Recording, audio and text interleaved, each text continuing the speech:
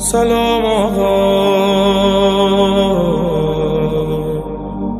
وہ ایک پیر صاحب تھے، میں نام نہیں لیتا، وہ کہتے تھے یہ دولت بڑی بری چیز ہے، تو وہ اس کو ہاتھ نہیں لگاتے تھے، کہتے میں نے دولت کو ہاتھ نہیں لگانا. تو انہوں نے چھوٹی سی ایک چمٹی رکھی ہوئی تھی، چمٹا نہیں ہوتا جس طرح، تو وہ اس سے پیسے پکڑتے تھے.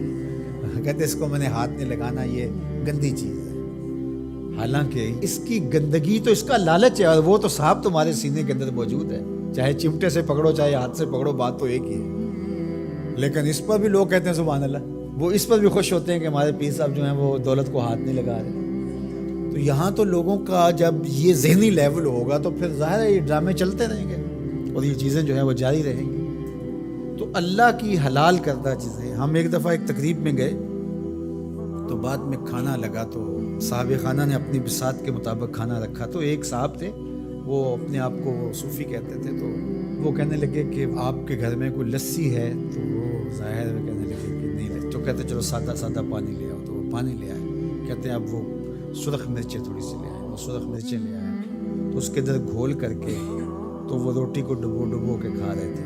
میرے ساتھ 3-4 طالب علم تھے، تو میں نے ان کو آنکھ سے اشارہ کیا کہ یہ چاہ رہے ہیں کہ پوچھیں کہ حضرت یہ کیا ہے. تو میں نے کہا آپ نے بھی نہیں پوچھنا. لیکن خود ہی پھر کوئی 5-7 منٹ کے بعد وہ میں اصل سبزیاں گوشت کچھ بھی نہیں کھاتا، بس یہ لسی لے لیتا ہوں، اس میں یہ تھوڑا سا مرچیں ڈال لیتا ہوں روٹی سے. یہی میرا 12 سال سے یہ عمل ہے. تو نہ پھر لسی ملے تو پھر اس طرح پانی میں.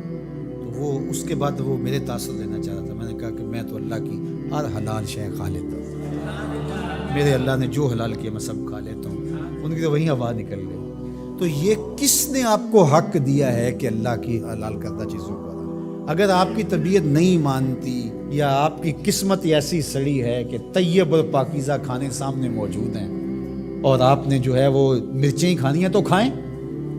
آپ اس کو تصوف سمجھتے ہوں گے، ہم اس کو آپ کے لیے اللہ کی طرف سے سزا سمجھتے ہیں. تو یہ خود ساختہ چیزیں ہیں. تو اللہ نے کیا فرمایا؟ اے ایمان والو، جو حلال اور طیب چیزیں ہیں، جو اللہ نے تمہارے لیے حلال کی ہیں، جو اللہ نے تمہارے لیے پاکیزہ چیزیں پیدا کی ہیں، ان کو کھاؤ. اللہ اکبر.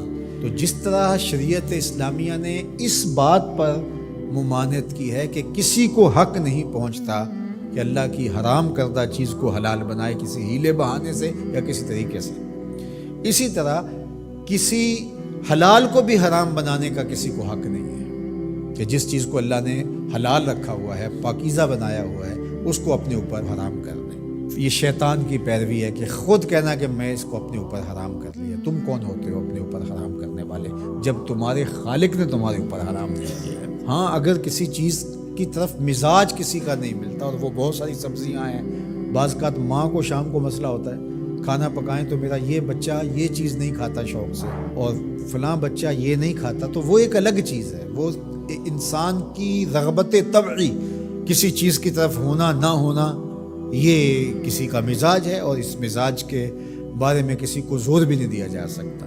لیکن اس کو حرمت کے درجے پہ لے آنا، اس کو اس لیے استعمال نہ کرنا میں نے حرام کر رکھا ہے اپنے اوپر، تو یہ درست نہیں.